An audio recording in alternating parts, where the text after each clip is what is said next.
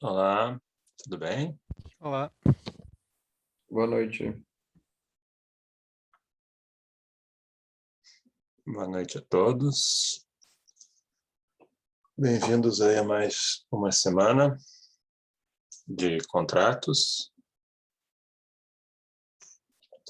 em espécie.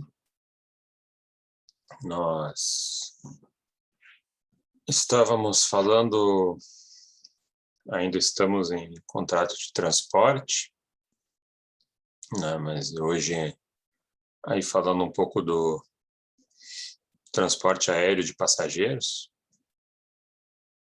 que é aquele que né, mais traz demandas, né, mais traz demandas judiciais no contexto do nosso poder judiciário, né? Perdas de malas, overbooking, cancelamento de voos, atrasos. Normalmente o circuito costuma gerar insumbícios sobre isso, ou às vezes multas elevadas em caso de desistência. São as principais demandas.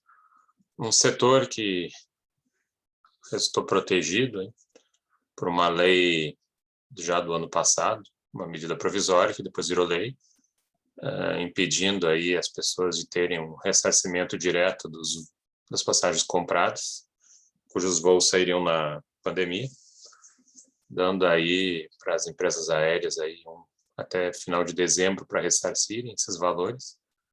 E agora esticaram também para final de dezembro de 2021, né, de forma que as pessoas também, se não quisessem pagar multa, poderiam trocar por créditos em voos, né, na própria empresa, né, porque enquanto a pandemia estava pegando, não tinha como levantar voo, né, não tinha como colocar as pessoas dentro do avião, eram muito raros os momentos, né, de permissão para voo, porque é um ambiente naturalmente contaminante, né, você entrar dentro daquele tubo, né, que é uma aeronave com ar ali fechado, né, lacrado, além de ser um risco para os passageiros, um constante risco para a tripulação, né, da companhia aérea. Então, houve, né, uma espécie de beneficiamento, mas sob um olhar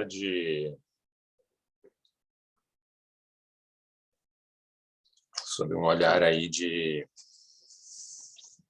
um cuidado, né, com a saúde financeira das empresas para que elas pudessem continuar existindo, vamos dizer assim. No que diz respeito ao transporte aéreo, nós temos regras tanto dentro de um contexto nacional quanto dentro de um contexto internacional. No âmbito nacional, a gente usa muito mais o Código de Defesa do Consumidor, mas no âmbito internacional, isto era normalmente utilizado, mas acabou sendo bastante flexibilizada pelo STF, né? E hoje a gente tem uma regra internacional aí chamada Convenção de Varsóvia, né? Que se faz muito presente, né? O que acontece? Até vou botar aqui. Em 1929 foi feita a Convenção de Varsóvia. Um documento aí assinado por 120 países, um tratado internacional sobre transporte aéreo de passageiros, né? Eu, basicamente, não me sentiria à vontade usando um avião daquele período com os conhecimentos e tecnologia daquele período. Além de ser algo bastante caro e exclusivista, tinha um alto risco, porque tu não tinha como estabelecer de antemão, né, as condições climáticas que iriam afetar o voo, né? Uma vez, não sei se é verdade, eu vi até uma reportagem que os americanos sofreram mais perdas em termos de de comprometimento de navios com problemas de clima durante a Segunda Guerra Mundial, né, por não conseguir prever várias circunstâncias, do que propriamente em termos de serem afetados ou atacados. Então, você vê que se você tem uma estrutura aí já pré-elaborada que consiga identificar alguma tempestade, algum furacão, você consegue se imunizar a coisas que no passado não eram possíveis prever. Hoje você pega uma aeronave, ela já sabe, né, onde tem uma densidade muito grande ali de nuvens, onde tem umas tempestades, você vai desviando, né? Salvo quando o piloto realmente quer enfrentar, acha que tem condições, aí começam a surgir os problemas. Mas fora isso,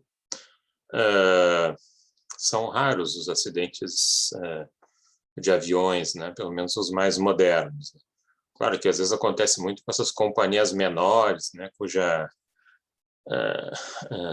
vamos dizer assim, a manutenção é meio estranha, né? Meio suspeita. Né?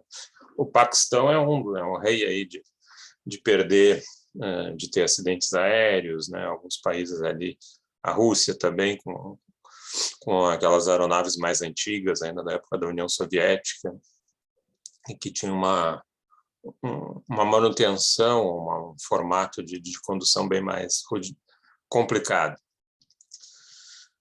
E o que acontece? Nós voltando aí para a década de 20, né, final da década de 20, você tem um transporte incipiente, uma estrutura de alto risco, e diante desse risco mais elevado, se a cada queda que ocorresse não houvesse um limite indenizatório acerca do passageiro e seus pertences, a primeira queda liquidaria com a companhia aérea. E nenhuma seguradora ia topar fazer seguro em cima disso. Então, se pensou então nessa ideia de limitação tarifária de indenizações e que isso funcionasse num contexto uniforme, né? Envolvendo vários países. Você imagina fazer lá um voo Portugal-Roma, né? Nem sei se em 1929 tinha condições de fazer isso direto, né? Mas supondo que isso fosse possível, né? Você passava por 3, 4 países, né? Então, você teria 4 regras diferentes, né, que poderiam incidir sobre esse tipo de serviço, né, o que tornaria a vida da companhia aérea muito arriscada, né, muito improvável, né, a depender de quando e como aconteceria e qual regra seria aplicável. Então, para que o transporte aéreo continuasse ocorrendo, continuasse evoluindo, né, se pensou em reunir países, né, que estivessem interessados, criar um debate e criar regras uniformes que fossem aplicadas, né, aos acidentes, aos problemas do transporte aéreo de passageiros e que também houvesse, em algumas situações, aí, limites indenizatórios. Então, nós temos em 1929 a Convenção de Varsóvia e o Brasil também assinou ela, e através do decreto 20.604 de 31, ele incorporou a Convenção de Varsóvia para o nosso sistema jurídico nacional, né? E a Convenção de Varsóvia, que é sempre a mesma convenção, ela tem versões, ela tem upgrades, vamos dizer assim, né, para se adaptar ao momento do conhecimento tecnológico, né? E na primeira versão, né, focada especialmente nessa ideia de limitação de riscos ao transportador, e isso faz com que até parte da culpa dele não seja indenizável, né? Vamos dizer assim, quando você tem um acidente, você tem que perguntar quem é o culpado e fazer o culpado pagar, mas às vezes você pode minimizar um pouco a situação do culpado e o que você vai acabar fazendo é piorando a situação da vítima, né? Mas é aquela coisa, teve um acidente, quem paga, a vítima ou o causador? Aqui, esses países entenderam que tinha que ter uma certa limitação. Não é que não deixa de estar certo, né, até certo ponto. Você imagina, por exemplo, bom, aconteceu ali com a Chapecoense, né? A empresa aérea, aquela ali que caiu, nem sei se estava com seguro em dia, né? Não sei a quantas estava o seguro deles, mas parece que até em relação a isso tinha um problema, na seguradora do voo em si. A empresa aérea, basicamente, era só aquele avião, e o dono era o comandante que morreu, que nem deveria estar pilotando. Para poupar dinheiro na CBF ou a CONCACAF, enfim, contrataram uma empresa aérea meia-boca, né, com um comandante com conflito de interesses em relação à aeronave. Ele resolveu poupar combustível, e essa ideia dele de poupar combustível matou várias pessoas, né, e aleijou outras, né. Um crime, na verdade, isso. Não sei nem se ela tinha seguro direito, né? E se você fosse demandar alguma coisa contra ela, não deve ter muito o que achar. Mas imagina você realmente pega uma companhia mais sólida, né? Daqui a pouco pega aí Emirates, a Emirates está transportando o time do Barcelona para fazer um amistoso em Dubai e aí o avião cai. Olha, eu não sei se 10 bilhões de dólares paga a conta. Não sei se 10 bilhões de dólares paga a conta só para o Barcelona. Então, quer dizer, se tornaria algo inatingível, né? A companhia aérea poderia ter 30, 40 aviões, a primeira queda ela está acabada, né? Falência, porque ela carrega muita gente ao mesmo tempo. Então, tem que se trabalhar, claro, com alguns limites.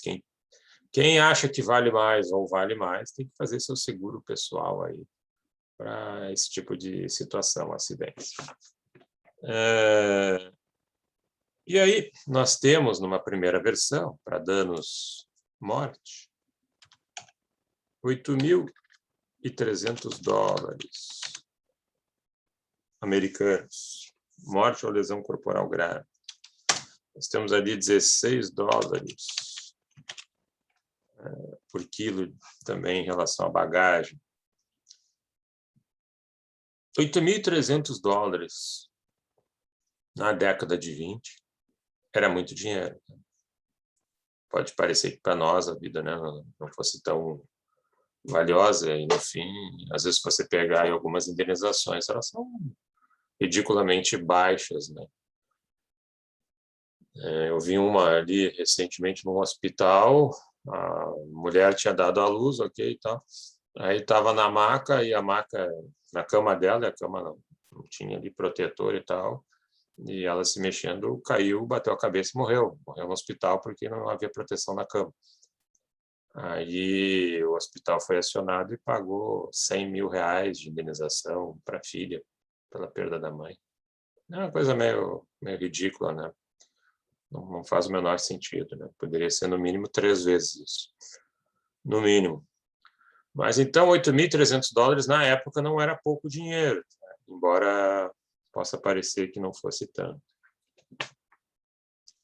Mas aí, como também a aviação vai evoluindo, né? A Primeira Guerra Mundial contribuiu muito para a evolução da aviação, embora por motivos de guerra, e a Segunda Guerra Mundial mais ainda, né? No final da Segunda Guerra Mundial, desculpe, que a Alemanha conseguiu botar também uma versão de uma aeronave, o Messerschmitt a jato. Então, era a primeira vez que entrava o avião propulsionado por turbina a jato, mas já sem condições de salvar, né, a pátria deles, né? Já não tinha mais. O uso era só para rebater alguns ataques, né? Mas ali já teve um upgrade. Depois vieram outras guerras também, Coreia e Vietnã. Infelizmente, a gente acaba colhendo, acaba precisando de guerras, às vezes, para precisar colher alguns avanços na área tecnológica, né? Então, pelo menos, talvez nem só a desgraça venham com as guerras, apesar de ser algo que deveria ser evitado a todo custo, né? Mas nós temos ali, em 1955, o chamado Protocolo de Haia, pensar que é um dos upgrades assim, mais marcantes na Convenção de Varsóvia. E no Brasil, a gente também acabou incorporando pelo decreto 56463 de 65, 56463 de 65. E aqui ele já trazia uma outra ideia, utilizando a figura do franco Poincaré, uma moeda utilizada para fixar as indenizações decorrentes dos problemas envolvendo o transporte aéreo de passageiros. E para perda de vidas, acidente com morte, tinha ali um limite fixado em 250 mil francos Poincarés, o que seria mais ou menos equivalente à época a 16 mil dólares americanos, né? Então, estaria dobrando o valor inicial da Convenção de Varsóvia em caso de dano-morte, né? Em todos esses momentos aí, nós estamos trabalhando ainda com a responsabilidade subjetiva do transportador, né? Isso aí é ruim para a vítima, né? Porque aí você teria que demonstrar onde houve culpa grave ou dolo, né, do transportador no sentido de ter ocasionado o dano, né? Então, de repente, tem problemas ali de condições climáticas que não há qual culpa nem dolo, seria o risco da operação mesmo, que tendo derrubado o avião, a vítima não teria nada para cobrar, né? Hoje não, hoje a gente trabalha em sede de responsabilidade objetiva, né? A gente sabe, por exemplo, que no transporte aéreo não tem acostamento. Deu pane, vai acontecer, vai cair. Não tem outra saída, vai cair. A tendência caindo é que não sobre nada. Então, é raro aí, na medida em que acidentes aéreos não são tão comuns, graças a Deus, também é raro o acidente aéreo em que as pessoas saem vivas, né? Principalmente de aeronaves de grande porte. Em geral, acidente aéreo é a combinação de falha humana com erro mecânico, né? Se fosse só um corrige o outro, né? Mas quando combina os dois, aí realmente aí não tem muito o que salvar. Mas ainda dentro do protocolo de Haia, acabou saindo, se largando o tal do franco Poincaré e se começou a usar uma outra sigla, DES, Direito Especial de Saque. Os americanos chamam de SDR, Special Drawing Rights, que é uma moeda inventada aí pelo FMI, Fundo Monetário Internacional. Um DES é mais ou menos aí 1,1 dólar, a última vez que eu verifiquei. E então, a partir disso daí, as indenizações passaram a ser fixadas com essa configuração, tal do DES. E aí vem um novo upgrade da Convenção de Varsóvia, chamado de Convenção de Montreal, que é de 1999. Para você mexer num pacto multilateral, um acordo com vários países, isso aí é pior que parto de trigêmeos, porque tu tem que começar a mostrar teus interesses, mandar cartas de interesse para isso, entrar em contato com todo mundo, tentar chamar todo mundo para a ideia de fazer alguma alteração, criar reunião, trazer experts que vão estudar todo o cenário novo que se quer incorporar, receber as partes envolvidas, né, em manifestações, até que se chegue algum momento em que há as deliberações e se decide por unanimidade o que vai ser alterado ou não. Então, é coisa assim para você trabalhar previamente aí uns 2, 3 anos ou mais, até que você possa ter uma aprovação de uma alteração sobre um tratado tão cheio de componentes, né? E, então, não é fácil você ter uma alteração nesse porte aí. Mas essa última versão, que é a chamada Convenção de Montreal, e alguns dizem, de acordo com a Convenção de Montreal, na verdade, você está falando da Convenção de Varsóvia.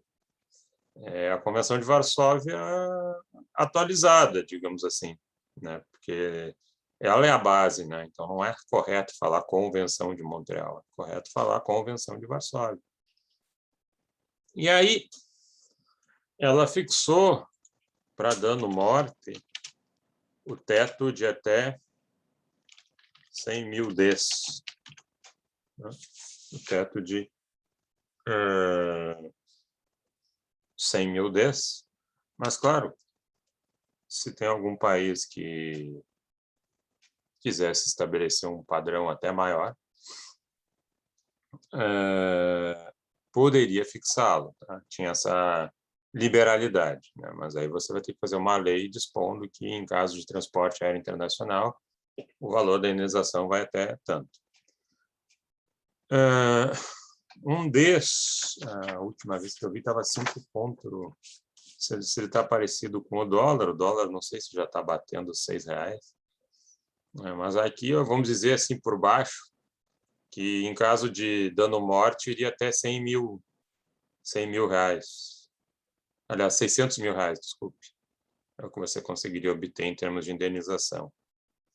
Há quem questione se isso daí é só para o dano material, né, da perda da pessoa, daqui a pouco é uma renda que a pessoa trazia, né, para quem foi deixado, digamos assim, ou se isso está na seara do dano moral, no sentido do sofrimento que a pessoa vai ter por ter perdido um ente querido. A regra é pensar que isso engloba tudo, né? Todo tipo de perda dela estaria dentro desse limite de 100 mil Ds. Mas eu vou dizer que no Brasil, para tu chegares a uma indenização por dano-morte de 600, 700 mil reais é difícil, não é tão fácil. Né? Então, também não está muito longe de um padrão nosso. Isso. E aqui tem um limite também de 4.150 Ds para atrasos por passageiro. Né? A depender do caso, não significa que tu vai ganhar isso. Tem que provar, né, o que te ocasionou o tal do atraso. E se tu fores ganhar uma indenização, seria até esse limite aí, o que vai dar aí uns 25 mil reais, mais ou menos isso, por passageiro, no caso do voo internacional.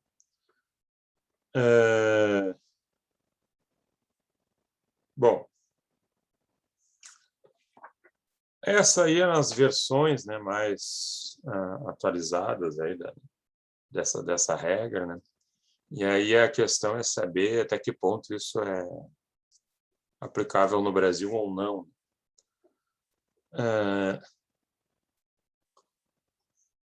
Existem casos, né, que não se aplica a Convenção de Varsóvia, porque ela não tem previsão para o tipo de ocorrência.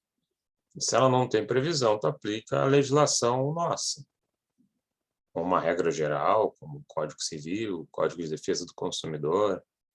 Talvez possa se pensar num Código Brasileiro de Aeronáutica, embora esse aí sempre fique num espaço menor de termos de uso.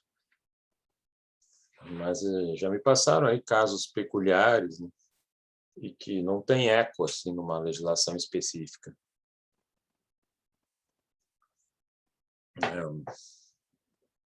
Tinha um casal, até um casal de amigos, depois acabei defendendo eles nesse pleito. Eles casaram tipo sábado, iam viajar domingo para o Tahiti e precisavam sair de Porto Alegre para ir até São Paulo, voltavam para Santiago do Chile e depois, né, só seguir para a direção oeste lá e chegar então lá na Polinésia Francesa, lá no Tahiti. Uma baita viagem, né, cara, no Tahiti hoje, com o dólar do jeito que está para casal, né? Imagina aí que seja meio difícil fazer por menos de 70 mil reais, né? Se não mais. 70 mil na promoção. É um investimento alto, né? Enfim. E aí o avião de Porto Alegre atrasou, aí chegou lá em São Paulo, de Santiago já tinha ido, né? E aí como é que faz para ir até Santiago para pegar o voo para o Tahiti, né? O voo para o Tahiti não era assim, não estava tão, não era toda hora que tinha um voo para o Tahiti. Então, uma viagem longa também.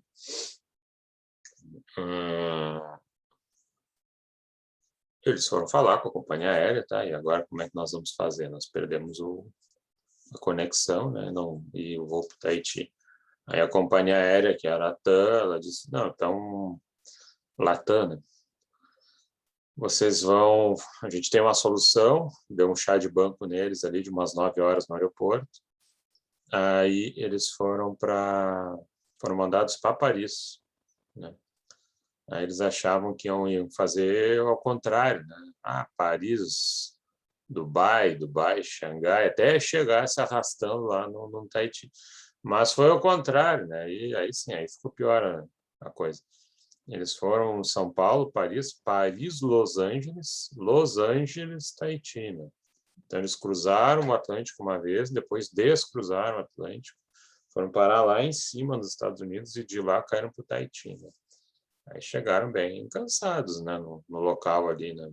Pelo menos deve ter dobrado, no mínimo, o número de horas de voo. Devem ter visto todos os filmes possíveis, né? E aí, tá, chegaram, depois, na volta, bom, agora está resolvido, né? A gente volta, né, direto para Santiago do Chile, São Paulo, Porto Alegre. Não, porque agora vocês estão num outro esquema. Então, fizeram eles irem para Los Angeles, Paris, São Paulo, quer dizer, vai até Los Angeles, cruza todos os Estados Unidos, cruza todo o Atlântico, chega em Paris, aí chegando em Paris, volta todo o Atlântico para São Paulo e aí volta para Porto Alegre. Então, olha, deu quase 70 horas dentro de avião, bem desgastante. E aí, claro, tocaram uma ação por danos morais na empresa. Empresa essa que podia ter sido... ter um mínimo de empatia, né? Se tu vê a sacanagem que tu fez com teus clientes, né, e os clientes que gastaram caro pelo pacote deles, faz o seguinte, dá uma estadia lá em São Paulo para eles, põe eles num hotel bala lá, no The Best, paga 2 jantas para eles, mais passagem aérea, que nem vai sentir diferença. Olha, não ia gastar 2.000 com isso, considerando os parceiros dele. Mas não, a culpa não é minha, a responsabilidade não é minha. Aí a conta foi 10 vezes isso, um pouco mais. Isso aí não tem, não é só uma questão de atraso, né? É uma questão de sofrimento da pessoa, né? Fazer ela mudar toda a rotina dela para ela andar mais de avião do que a própria tripulação da empresa, né? Isso não tem na Convenção de Varsóvia. Como também tem um outro caso, que foi uma jovem, ela tinha defendido o doutorado aqui no Brasil, ela ganhou um prêmio, ela tinha que ir até Lisboa ganhar o prêmio, parte do prêmio era em dinheiro e tal. Estava bem empolgada com a tese ganhar um prêmio. É um negócio bem bacana, né? Uma conquista. Ela foi com o namorado dela para Lisboa, saindo de Porto Alegre, despachou a mala.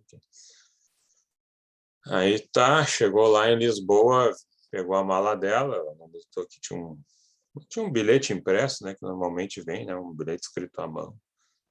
Tá, tudo bem. Ela pegou, guardou, uma pessoa bem organizada. Ok. Ficou lá uns 2, 3 dias. Ganhou o prêmio e voltou. Aí, chegando no Brasil, chegou ali em Viracopos, Campinas, saiu do avião, tinha uns 8 policiais federais. Vocês podem nos acompanhar? Claro, mas o que aconteceu? Putz, sai da aeronave, tá a polícia do aeroporto ali querendo te escoltar, falar contigo. E tu sem entender nada, né?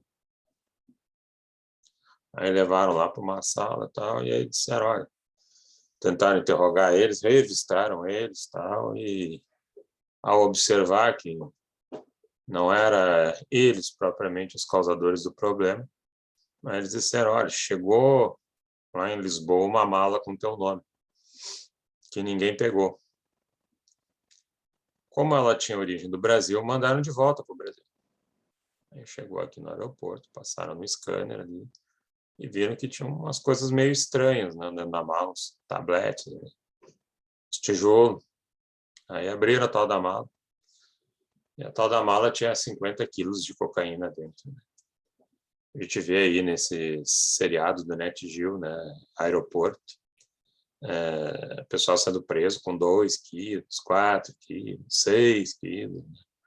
Às vezes é mais raro passar disso. Era uma mala de 50 quilos, um chumbo, forrada de cocaína.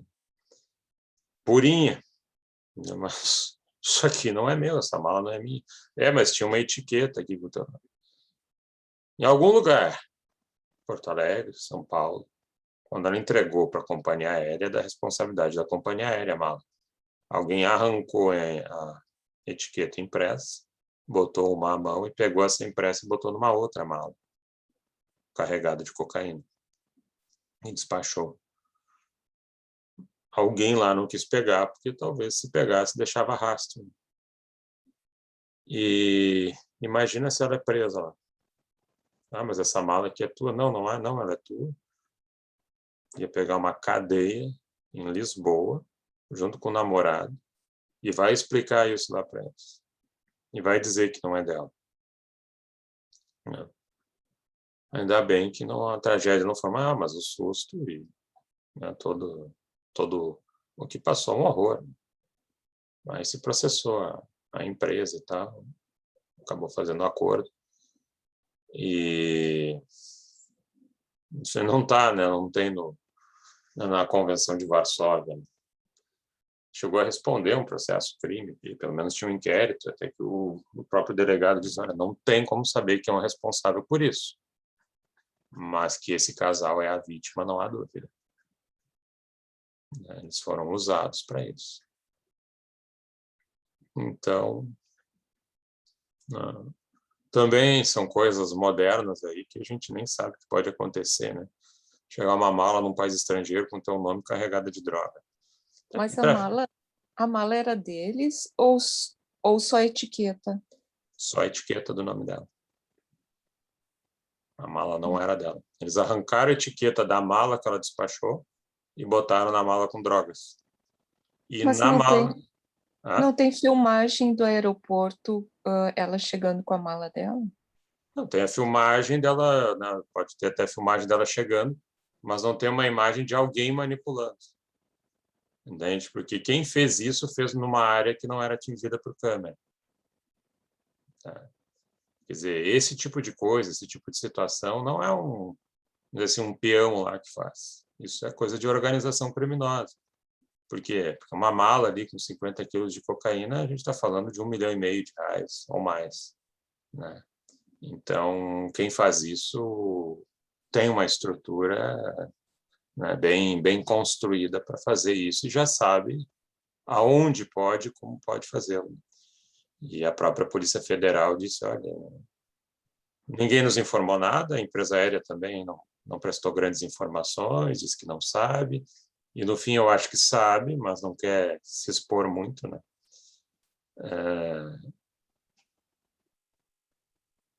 Enfim, não tinham como saber aonde foi o culpado, mas sabe-se que lá em algum momento aconteceu isso.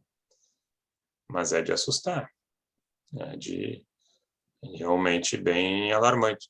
E esses tempos eu tinha visto uma reportagem na Globo até de um cenário muito similar que aconteceu com uma outra mulher. Só que essa, para desgraça dela, ela foi presa lá em Portugal. Estava tentando lá provar a inocência dela. Mas essa ainda para o cara se preocupar. Deve ter alguém no pessoal de cargas que consegue fazer isso, então. Dentro da companhia, dentro da parte de cargas. Isso aí É bem difuso. É bem Sim. difuso. E como o traficante não tem empatia, né? É um psicopata mesmo. Ele só olha para si, tá pouco aí, tá se lixando se ele vai implodir com a vida de alguém, né? O que importa Professor, é o ele, né? teve aquele caso daquele carregamento de ouro que eu acho que nunca foi encontrado, né? Que foi desviado do aeroporto, lembra? Teve um assalto lá que Isso. Acho que nunca encontraram aqueles valores, aquele ouro. não acompanhei o desfecho ali da coisa ali, mas também tudo também muito organizado. É muito organizado.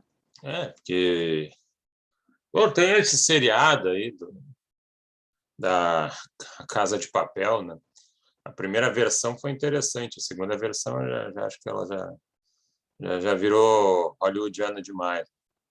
Mas ali mostra, né? Os caras cheios do dinheiro e eles investem para ter algo maior ainda. Agora, se for para investir para trabalhar, ele não quer, né? Agora, para investir para fazer o que não deve, não poupa esforços. Em termos de indenização tarifada no Brasil, a gente poderia falar o seguinte: ó, RESP 293118 STJ. Então, isso aqui é de 2001, falando o seguinte: olha, prevalece a Convenção de Varsóvia e seus limites. Tá? Bom, depois a gente vai para uma evolução e a gente vê ali agravo regimental 588172 2004 STJ. O STJ dizendo o seguinte: olha, se não houver outros parâmetros que provem quanto que foi perdido, a gente usa a Convenção de Varsóvia. Depois, uma terceira situação, agravo regimental, STJ 1230-663, 2010. Prevalece o Código de Defesa do Consumidor em face da Convenção de Varsóvia. E isso perdurou por muito tempo, até que chegou no STF recurso extraordinário com repercussão geral 6331 6331 por 9-2, então, por maioria, o STF entendeu que a Convenção de Varsóvia ganha do CDC, porque o CDC, quando ele fala em indenização, ele diz pela extensão do dano, né? E a Convenção de Varsóvia tem ali seus limites indenizatórios, tem até uma prescrição bem baixa, que é 2 anos, no CDC 5. Aqui o STF diz, olha, no artigo 178 diz que a gente pode estabelecer tratados internacionais, e uma vez que o Brasil assinou um tratado internacional, ele tem que cumprir o tratado. Ele tem que absorver, né, o que ele assinou. Né? Por outro lado, outros entendem que, como esse tratado era anterior, inclusive a Constituição Federal, a própria Constituição, ao falar na necessidade de defesa do consumidor, artigo 5º, inciso 32, estaria afastando essa limitação, né? E essa decisão do STF seria mais retrógrada, né? Mais focada aí num retrocesso. Né? E ainda, só para atualizar aqui um pouco em termos de Brasil, para outros cases, né? Nós temos a portaria 141 de 2010 da ANAC. A ANAC ela foi muito visada e hoje até ela não opera sozinha, tem outras aí que respondem também pelo setor. Ela ficou muito visada como agência reguladora que padece né, dos problemas que as agências sofrem, né, em geral, que é ter uma parte, né, pelo menos dos seus componentes derivados de indicação política, né? Você vende espaços nas agências reguladoras para partidos políticos, vamos dizer assim, para conseguir apoio na aprovação de normas, né? Então, essa é muito a moeda de troca aqui no Brasil. E aí acaba indo pessoas, ou às vezes comprometidas com quem tem que ser fiscalizado, ou pessoas que não entendem nada do problema, né? E aí a ANAC ficou muito visada por não agir, né, efetivamente para ter prevenido ali o acidente da Gol, que matou ali umas 150 pessoas, mais ou menos isso. O trombada aérea. Trombada aérea, acho que foi em 2006. E depois teve o derrapagem aérea de 2007, o da TAM, que ele saiu carregado de combustível aqui de Porto Alegre, chegou lá em Congonhas, não conseguiu segurar e tentou arremeter e acabou entrando num num prédio ali da TAM. Matou 199 pessoas. E aí a ANAC foi muito criticada, né, sobre a fiscalização, já haviam problemas de aeroportos com uma estrutura que não dava conta para todo mundo, pessoas ficavam largadas nos aeroportos, começaram a vender muito mais passagem do que davam conta, as passagens estavam baratas também, mais baratas, e as pessoas queriam voar e não tinha estrutura. Então, a ANAC, pegando aí partes do próprio Código Brasileiro de Aeronáutica, ela, nessa portaria aí, ela disse o seguinte, né, atraso é o que supera 4 horas. Em termos de atraso que dê direito a desistir de uma passagem, sem pagar multa. E também, né, para fins de indenização por algum prejuízo além das 4 horas. Até 4 horas é um risco que o paciente assume, né?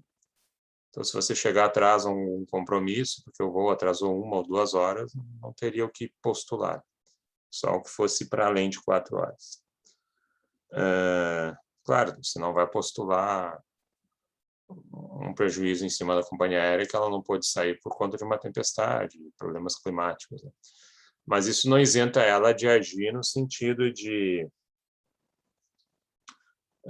ali no artigo 3º dessa portaria, né, tem ali a previsão de que até 1 hora você tem que oferecer ali para o passageiro, passando de 1 hora de atraso, você tem que oferecer estruturas de telecomunicações.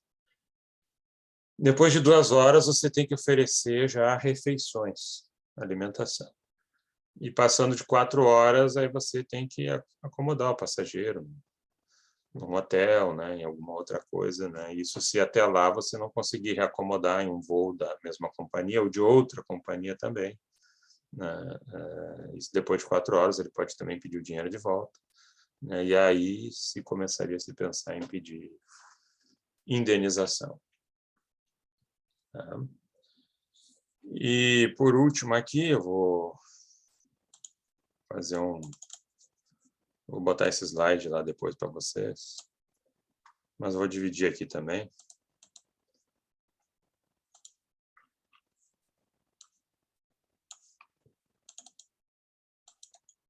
Que é o caso do voo 447, da Air France. Talvez vocês lembrem do voo 447. Ele não foi tão famoso quanto esses outros ali, que se entendiam que poderiam ter sido prevenidos se houvesse ali um trabalho melhor da ANAC, né, em cima da regulação de voos e fiscalização. O voo 447 ele saiu de Rio de Janeiro para Paris e 2 horas depois ele caiu no oceano. E ele caiu aí pela combinação justamente de falha mecânica. Tinha ali uns instrumentos externos da aeronave, células pitot, que eles chamam, que congelaram. É esse aí que dá a ideia da velocidade de que ela está indo. E o computador do avião começou a ler que ele tinha que ir desacelerando, desacelerando. E aí o avião entrou em stall, né? Que é começar a perder sustentação, e aí já não tinha mais como... Chegou um ponto que não tinha mais o que fazer e ele caiu no mar, né? O comandante, nesse horário, estava dormindo, aí acordaram ele e ele deu algumas ordens e parece que o copiloto lá não conseguiu assimilar direito. Queria fazer voltar e não voltou, e o computador também não estava ajudando. E aí morreram lá. Quantas pessoas? Foram 288 pessoas. Não, 228 pessoas a bordo. É um número de mortes aí muito grande, né? Então, é uma fatalidade, né? E muitas perdas, né? É um avião moderno, um A330, 203 da Airbus, que é uma empresa, inclusive, francesa, né? E aí é o seguinte, né?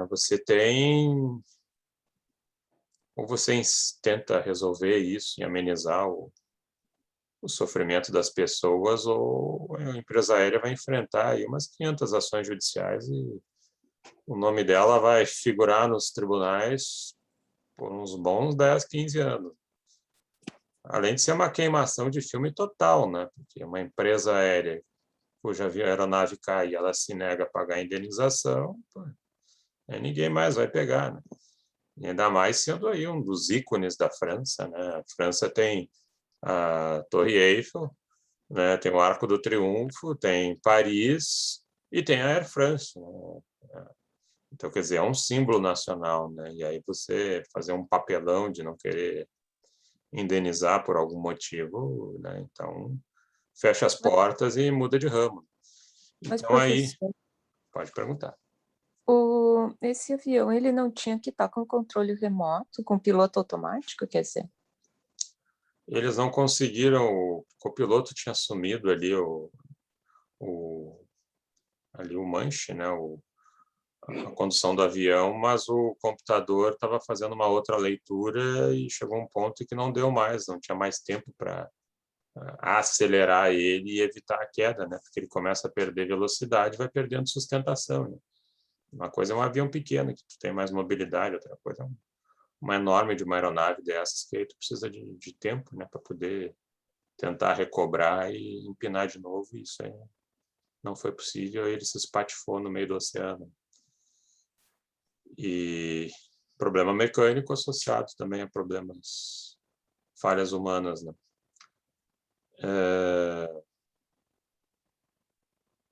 Aí o que acontece? O Ministério, a Secretaria de Direito Econômico do Ministério da Justiça chamou ali o Ministério Público do Rio, PROCON, Defensoria Pública, empresa aérea, seguradora e parentes, porque o que acontece? As vítimas, todo mundo morreu, né? Então, esses aí não tem mais nada, assim, propriamente para reivindicar, né? Quando você morre, a personalidade jurídica acaba. Mas eles deixaram pessoas que sofreram, né? A gente chama isso de dano ricochete. Morre um, mas ricocheteia sobre o outro, ricocheteia sobre o que está vivo, né? E aí você tem pessoas que sofrem porque perderam pai, mãe, filho, né? Irmão, né? Ou além de ter o sofrimento de ter perdido esses entes, tem também o próprio dano material. Daqui a pouco eram pessoas das quais tu dependia financeiramente, né?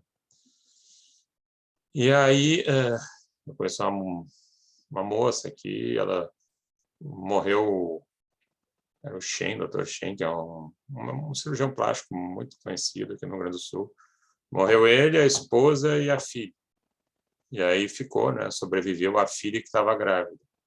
Quer dizer, essa filha que estava grávida perdeu a mãe, o pai e a irmã numa tacada só, né? E ela ali para ter um filho.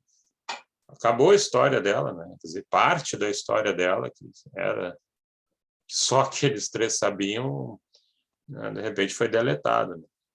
E ela ainda grávida ali, né? Imagina, precisando ali daquele apoio, né, inicial da família, de repente. E pior ainda, sem poder enterrar, né? Porque não acharam os corpos, né? Ou alguns que acharam só partes ainda, né? Então, tu ainda faz tu faz ali um enterro simbólico, né? Mas tu não vê ali o corpo ali, tal, não põe assim um fim, né? Fica sempre aquela dúvida, né? Então o sofrimento é muito grande. Mas aí, nos Estados Unidos já tinha tido uma experiência, né, de indenização para questões ali do atentado de 11 de setembro. No Brasil a gente já tinha feito uma câmara de indenização também com o voo da TAM, o 3054, que foi em 2007, o da derrapagem aérea. E aí se pegou ali, né, um suporte nessas estruturas, como é que foi feito isso. E aí se criou o programa de indenização do voo 447. Então, aí o que acontece? Aí você vai estruturando, né, toda essa câmara de indenização, né, você vai chamando os envolvidos, aí você tem que escolher princípios, um regimento interno, transparência, todo mundo sabe quanto que o outro vai ganhar, embora como é mediação, tu não sabe quanto que cada um ganhou, né, porque é sigiloso, né, mas todo mundo sabia da vida de todo mundo ali. Você tem que criar um mediador, você cria auxiliares para o mediador, você cria ali um conselho consultivo para ajudar o mediador, porque aí você, né, vai começar nas etapas selecionando, né, quem é que vai ganhar a indenização, até onde vai? Vai até a mãe, pai, vai avô que perdeu o neto, vai filho que perdeu o pai, vai irmão, né, quais são os critérios que a gente vai usar aqui em termos de indenização?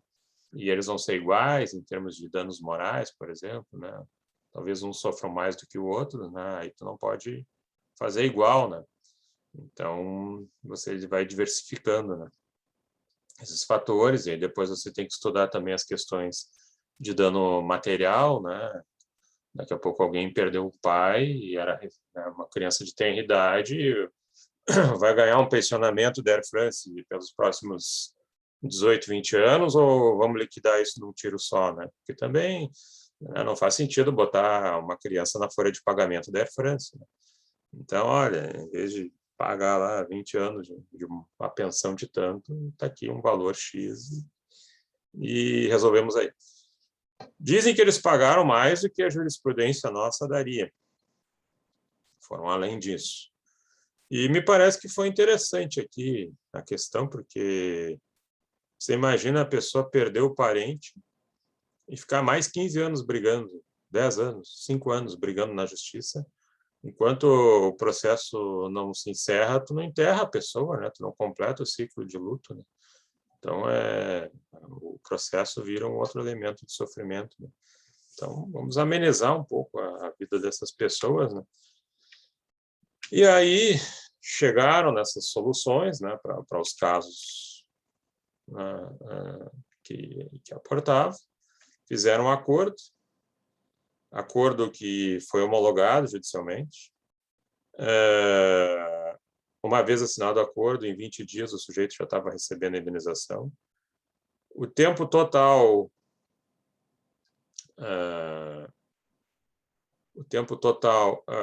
foi de 1 ano e 10 meses. O tempo total, pagando todo mundo, fazendo tudo isso que eu estou dizendo, foi 1 ano e 10 meses, muito mais rápido do que qualquer ação individual que teria sido testada. 99% dos envolvidos aceitaram.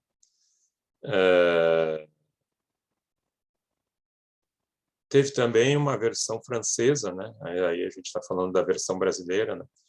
Dos que aqui pediram, dos que aqui trabalharam nesse contexto indenizatório, que foram 80 beneficiários, mas tem a turma lá da França aqui, que também se resolveu por lá. Só um aqui, parece que no Brasil, quis fazer uma ação nos Estados Unidos contra o fabricante do aparelho lá do avião que deu problema, almejando aí ganhar um valor superior, né? Mas de resto todos foram bem atendidos, né?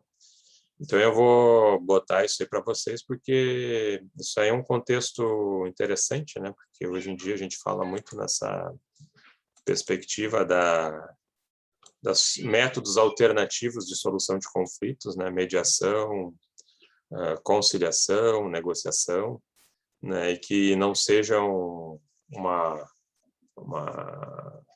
autocomposição, né? Seja uma heterocomposição no sentido de promover um resultado mais rápido, né? Com mútuas concessões e o menos sacrificante possível, né, para os seus envolvidos, né? Eu vou botar lá depois, também no Moodle, o slide esse da mediação. Eu peguei aqui trechos de um artigo da professora Nádia de Araújo, que está referido lá também, onde ela trabalha também mais, de formas mais desenvolvidas, as etapas aí desse caso aí. Pergunto para vocês, alguém ficou com alguma dúvida aqui? Alguém tem alguma dúvida ou algum caso peculiar de transporte aéreo ou transporte? Tudo ok? Só uma pergunta, professor. A gente pode entrar com ação contra a empresa ou contra quem vendeu a passagem ou contra o fabricante da aeronave?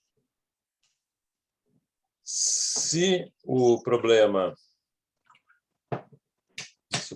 ali é fato do serviço, né? Já é uma questão de insegurança, pode entrar contra a companhia aérea e contra o fabricante. Agora, se fosse só vício do serviço, daqui a pouco atrasou, né?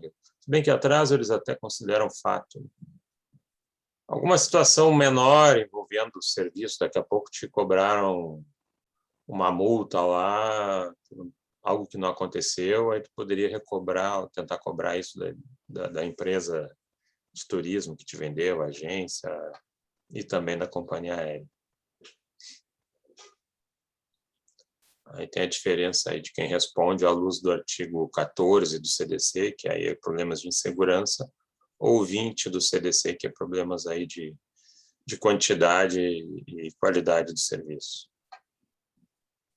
Uma vez o meu filho viajou e no voucher da viagem, o horário do retorno, eles se enganaram, colocaram um horário e a data diferente. Acabou que ele foi para o horário que eles tinham dito na hora certa e ele perdeu o voo. Aí eu fui na agência e eles reprogramaram para um voo no dia seguinte bem melhor. Nesse caso, caberia alguma indenização? Se ele provar que ele teve alguma perda em relação a isso, talvez, né? Eu perdi o voo para o aniversário de 90 anos da minha avó, perdi o voo para o casamento do meu irmão, se pude ir no dia seguinte. Vai ter que trazer alguma coisa aí mais consistente aí para poder, talvez, pedir uma indenização, né? Ou vai chutar numa ideia de que é um incômodo, a pessoa se sentiu mal e se derem, vão dar um valor bem baixo. Mas é um incômodo, a pessoa se sente muito mal, porque ela está toda programada para viajar naquele momento. O bom é contextualizar as dificuldades que isso te trouxe, até em termos profissionais também. Então, acho que isso aí trazer essa narrativa é importante para convencer o juiz. Tá bem, obrigada. Nada. Bom, na sequência aqui, nós temos também o contrato de mandato. Já pode trazer algumas questões sobre ele. O contrato de mandato ele é uma prestação de serviço mais especializada, né? Porque aí você vai pegar um representante, um procurador, para agir na defesa dos seus interesses, sejam judiciais ou extrajudiciais. O contexto ali, a gente poderia botar ele em termos de conceito, que é o contrato pelo qual alguém recebe de outro poderes para, em seu nome, praticar atos ou administrar interesses. Contrato pelo qual alguém recebe de outro poderes para, em seu nome, praticar atos ou administrar interesses, agindo com diligência habitual. Nós temos o mandante, que é o dono desse interesse, proprietário desse interesse a ser protegido, e o mandatário, que é quem recebe poderes para agir em nome do mandante. Então, nós temos ali a figura do procurador mandatário. A procuração é o contrato de mandato? Não, não é. A procuração, ela representa um mandato. Na procuração está descrito ali que poderes tu tem, o que tu pode fazer. É no contrato de mandato que tu estabelece valores, como vai proceder, como vai agir.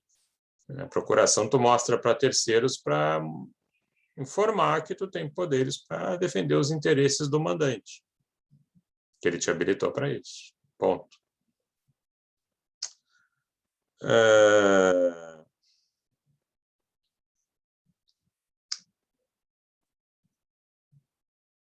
Abrangência, em princípio, todos os atos. Todos os atos são praticáveis por mandato.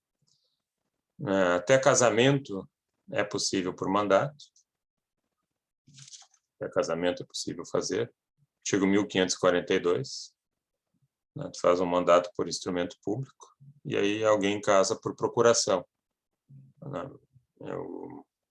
Eu já vi isso com conhecidos. A esposa, ou a noiva de um, estava na Inglaterra e eles tinham que casar de uma vez para ajeitar a vida lá.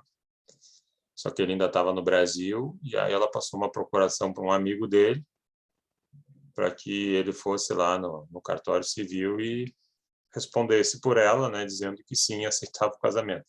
Aí ficou estranho, ficou ali os dois amigos que pareciam que estavam casando entre si, mas na verdade um deles era procurador da esposa do outro que estava na Inglaterra, porque dá também para casar por procuração. Agora tem coisas que não dá para fazer por procuração. Por exemplo, o serviço militar. Eu não vou, mas eu vou mandar um procurador, então, para fazer o serviço militar por mim. Eu tenho um título, um mandato eletivo, aí eu não vou votar lá nas deliberações da Câmara, eu vou mandar alguém para votar por mim. Então, também não posso botar um procurador para fazer um testamento por mim. Então, são atos, vamos dizer assim, ultrapersonalíssimos que não admitem delegação, né? Não admitem procuração. No que diz respeito às características, ele é um contrato personalíssimo, que se baseia na confiança. Mandato vem do latim manu dato, manum dato, de mãos dadas, o que mostra, né, essa recíproca confiança dos envolvidos. Você botar alguém para te assistir, né, para representar seus interesses. Ele pode ser tanto solene, né, quando a lei exige que ele seja por escrito, o que não é a regra, é a exceção, quanto ele pode ser também verbal, e até mesmo tácito, né? Não houve um acordo formal dizendo sim, eu aceito. Claro que o mandato verbal depois é difícil você provar, né? Tudo que é verbal é mais difícil e complicado depois você comprovar. Ele pode ser também gratuito ou oneroso. Aqui também tem uma outra ideia aqui que aparece no 658 do Código Civil. Fala em presunção de gratuidade do exercício do mandato. Presunção essa que cai quando o mandatário age por ofício, como, por exemplo, o advogado. O advogado é um mandatário, é um procurador. E o trabalho do advogado não é gratuito. Por isso que as pessoas perguntam, às vezes, tu cobra consulta? Porque se tu receber uma consulta do advogado sem ter essa certeza, ele pode te cobrar. Qualquer manifestação que ele faça num processo sem ter essa garantia que ele não vai cobrar, ele pode lançar os honorários dele. E se esses honorários não forem estipulados? Aí você usa os usos do lugar ou o arbitramento. Aí você pode recorrer, por exemplo, à tabela da ordem. Tabela da ordem para informar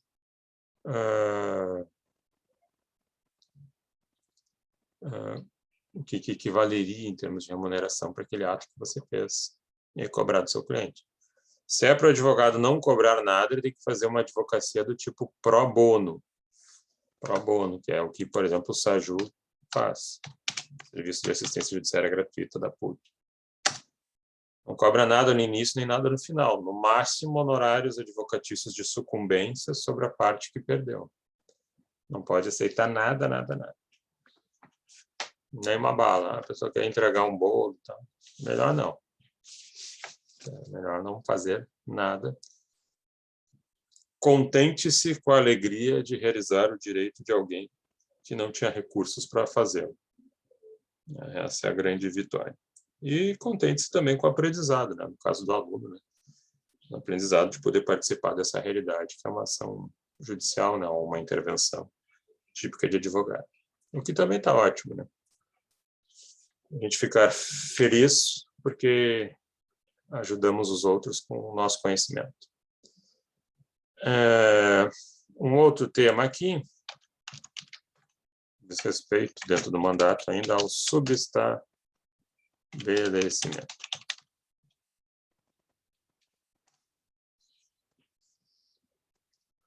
Subestabelecimento é uma forma de a gente repassar total ou parcialmente os poderes que a gente recebeu do nosso mandante. Passar para uma outra pessoa. Em conjunto ou simplesmente sair desse contrato e deixar que ela assuma.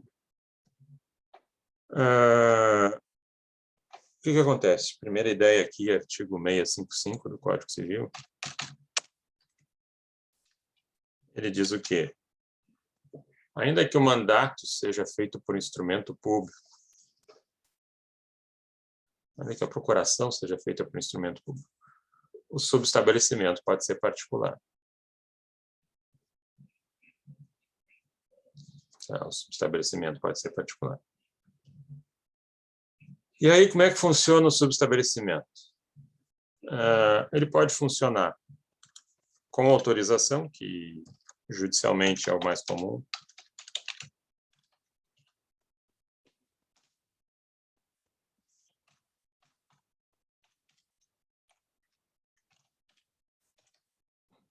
Com autorização, artigo 667, parágrafo 2º do Código Civil. Você vê lá numa procuração, às vezes, com poderes para subestabelecer no todo em parte. Se o nosso subestabelecido gerar dano ao nosso mandante, gerar algum prejuízo, a gente responde por culpa em eligendo, culpa na escolha ou culpa em vigilando no acompanhamento dele. Então, a gente ainda está ligado ao mandato e responde pelos atos desse subestabelecido, se houver culpa em eligendo ou culpa em vigilando. Escolheu mal o sujeito.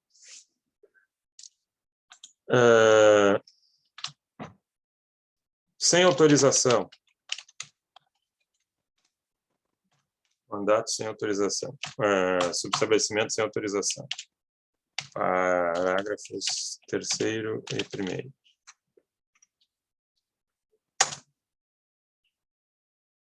Primeiro, se não havia autorização para subestabelecer, se era proibido subestabelecer, não deveria ter subestabelecido. E os atos desse subestabelecido não vinculam o mandante. Porque os atos do mandatário vinculam o mandante. Você tem poderes para vender a casa de alguém, você vende isso, tem que ser assimilado pelo dono da casa, pelo mandante. É como se ele estivesse fazendo aquilo. Só que se há proibição de subestabelecer, se a proibição de subestabelecer, os atos desse subestabelecido aí não vinculam o mandante, mas se ainda assim causarem algum prejuízo, o mandatário responde. Quem subestabeleceu responde, porque afinal ele não deveria subestabelecer e foi lá e botou terceira pessoa para agir, né? Daqui a pouco botou alguém para representá-lo numa audiência, fazer audiência, e o mandante não queria que tivesse outro que não fosse aquela pessoa ali, que fosse o advogado contratado. É muito comum você subestabelecer em caso de escritórios grandes, até para o trabalho poder fluir, né? Você começa com a procuração com um nome e depois vai subestabelecendo outros, ou às vezes põe o nome de todos na procuração. Mas se não botar, você vai subestabelecer. Existe um outro caso aqui da procuração omissa.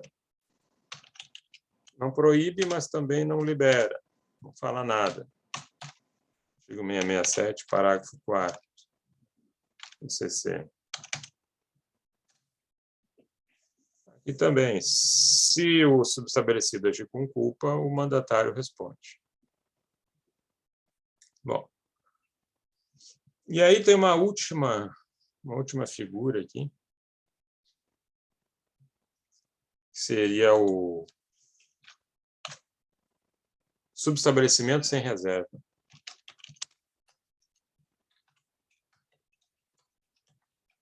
Sem reserva de poderes. Quando isso ocorre, você transmitiu todos os poderes para o subestabelecido. Então, agora só ele vai agir no processo. Equivale a uma renúncia de mandato. Equivale a uma renúncia de mandato. Então, como se você estiver... É um efeito de você cair fora e abre até mão de cobrar alguma coisa nesse processo, até mesmo de honorários advocatícios. Você acaba abrindo mão disso aí, enfim, por N motivos, isso pode acabar acontecendo, né? Mas quando a renúncia parte do mandatário, é porque ele não quer mais continuar nesse feito aí. Ok, aqui? Bom, e ainda dá para começar um outro tópico no mandato, o caso das espécies de mandato. As espécies de mandato aqui, eu divido elas em grupos de 2. O primeiro deles fala o seguinte: mandato expresso e tácito. No mandato expresso, você tem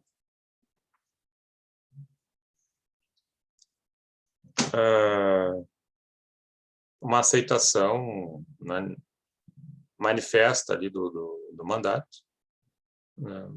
Estou aceitando o mandato. E começa a agir. No tácito, essa aceitação ela é presumida. Aceitação de ambas as partes. Como é que eu vou saber quando é que é tácito ou não? Quando é que é... Quando vale, né, uma aceitação não expressa? Bom, aí a gente pode recorrer à lei. E aí tem casos na lei, como, por exemplo, o artigo 1643, inciso 1 do Código Civil, 643, inciso 1 do Código Civil, ele diz que é presumido o mandato entre cônjuges, é presumida a autorização de um para o outro para a compra de estruturas para casa, para economia doméstica. Imagina, chega o sujeito ali no caixa, o caixa pergunta: o senhor é casado? Sim. O senhor tem procuração da sua esposa permitindo comprar tudo isso daí?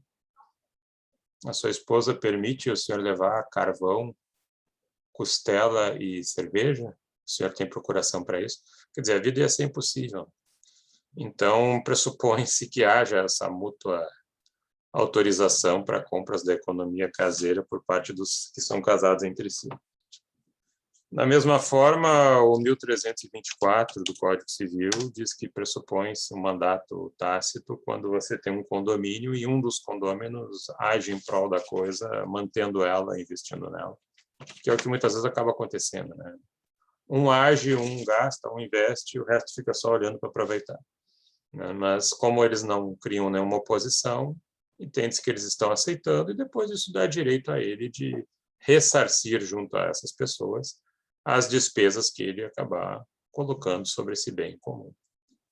Então, são cenários aí onde você não chega a ter um contrato escrito de mandato, uma procuração, mas há uma aceitação presumida, né, dessa estrutura aí. Nós temos também uma outra figura, que é o mandato verbal e escrito. Aparece também ali no artigo 565. É possível ter um mandato só na forma verbal, salvo se a lei pedir um formato escrito, né? Se você precisa de uma procuração para vender um imóvel, a negociação é um ato formal, artigo 108 do Código Civil. Então, se o ato é formal, o mandato também o será, né? Se o negócio é concluído por um instrumento público, o mandato também terá que ser por instrumento público. O subestabelecimento até pode ser particular, mas se o ato é público, o mandato também o será. Sendo escrito, pode ser, né, dependendo do que diz a lei, pode ser instrumento particular ou público. Antigamente, a gente fazia procuração ad judícia para o foro em geral, mandava as pessoas reconhecer firma no tabelionato, enfim. Mas acho que faz uns 15 anos aí que não se pede mais isso, até mesmo procuração envolvendo menor, onde é o representante que assina, né? Também ficou dispensada essa ideia da necessidade do instrumento público, né?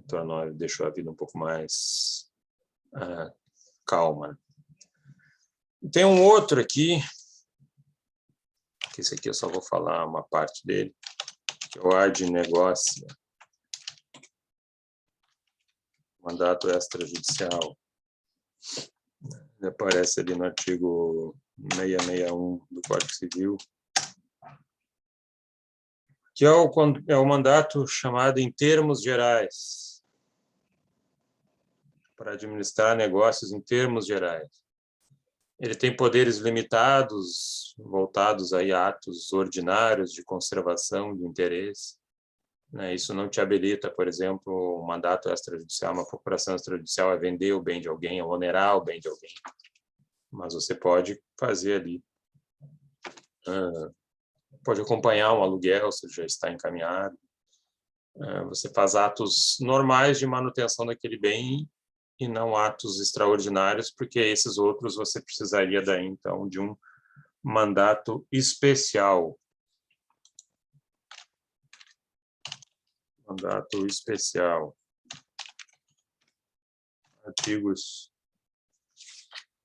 660 e 661. O que você vai fazer? Você vai especificar os atos que o sujeito pode praticar e que fogem do contexto comum de manutenção de um bem. Aí você vai botar, pode vender, pode alugar, pode botar hipoteca, pode dar em garantia. Aí você vai especificando essas questões mais fora do comum e que podem atingir um determinado bem do seu interesse, da sua propriedade como mandante. Bom, ok aqui, gente? Alguma dúvida de mandato? Amanhã a gente continua ele, vamos fazer um exercíciozinho, porque também junto da aula, porque aí semana que vem já temos a P1, vai ser disponibilizada lá para vocês. Então já fazemos ali um aquece ali mais ou menos para ver como é que é a prova e já resolvemos na aula mesmo. Então, aguardo vocês amanhã no nosso horário tradicional, tá bem? Professor, Pode perguntar. esse material vai ficar disponível, né? Qual material? O que tu apresentou. Os slides do 447, sim. Tá bom. Eu vou botar lá no mundo. Tá bom, obrigado. Tá bem? Professor, as questões da prova vão ser objetivas? Sim, tendem a ser objetivas. Ok, obrigada. Tá. Algo Obrigado, mais? Algo mais aí, gente? Uma outra questão? Tudo ok? Então, beleza. Nos Boa vemos noite. daí amanhã, então. Até amanhã.